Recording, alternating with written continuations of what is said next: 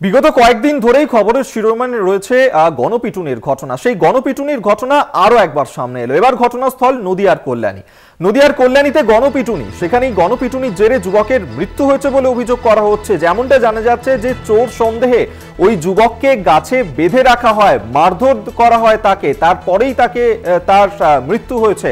ইতিমধ্যেই পুলিশ উদ্ধার করে হাসপাতালে তাকে নিয়ে যায় এবং সেখানেই চিকিৎসকরা মৃত বলে ঘোষণা করেন। এই গণপিটুনির ঘটনার জেরে ৩ জনকে গ্রেফতার করেছে পুলিশ। যে গণপিটুনির ঘটনা আমরা পরপর দেখে আসছিলাম, কখনো ঘটনাস্থল ছিল ভাঙড়, কখনো আমরা দেখেছি যে হুগলিতে, সেখানেও এই ঘটনা ঘটেছিল।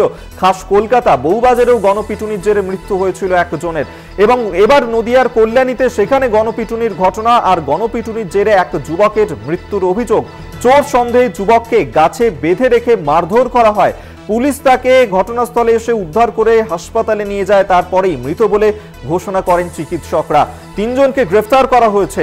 আমরা এই নিয়ে কথা বলবো। সুবল মজুমদার এই মুহূর্তে আমাদের সঙ্গে টেলিফোনে রয়েছেন প্রতিনিধি। সুবল, কি ঘটনা ঘটেছে?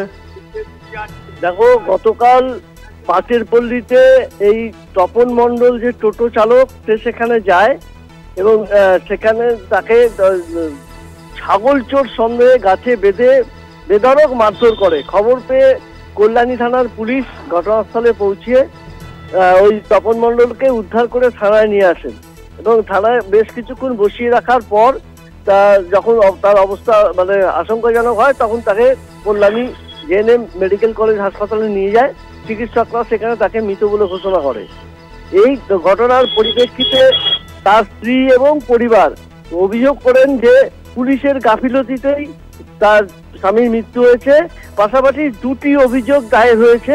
একটি হচ্ছে গণপিটুনিতে, যে গণপিটুনি যারা করেছে তাদের বিরুদ্ধে, অপরটি কিন্তু পুলিশের গাফিলতি বা পুলিশ হেফাজতে মৃত্যুর জন্য দায়ী পুলিশ।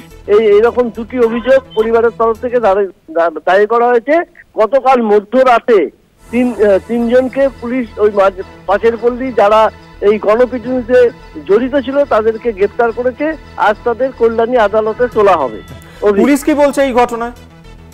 পুলিশ যেটা বলছে যে পুলিশ রেস্কিউ করে নিয়ে আসে এবং পুলিশের যেটা যে সেখানে সেরকম তাকে লক্ষণ দেখা যায়নি এবং যখন তাকে ঘন্টাখানেক প্রায় ওখানে বসিয়ে রাখে, এরপরেই কিন্তু তার রক্ত মুখ দিয়ে নাক দিয়ে বেরোতে থাকে এবং সে কিন্তু যে থানার বারান্দা সেখানেই পড়েছিল।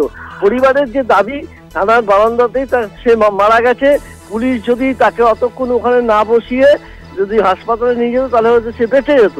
পুলিশের দাবি যে তারা সেই সুযোগটুকু পায়নি এবং পুলিশ যেটা মনে করছে যে, এবং পুলিশের তরফ থেকে বলা হয়েছে তাকে কোনো রকম কোনো মার বা হয়নি। সিসিটিভি ফুটেজ থানায় রয়েছে, অবশ্যই সিসিটিভি ফুটেজ সব ধরা পড়বে এই বলেছে। এবং যেহেতু পরিবারের তরফ থেকে পুলিশের বিরুদ্ধেই কমপ্লেন করা হয়েছে, অভিযোগ করা হয়েছে, ঘটনাটা তদন্ত শুরু করেছে কল্যাণী থানার পুলিশ।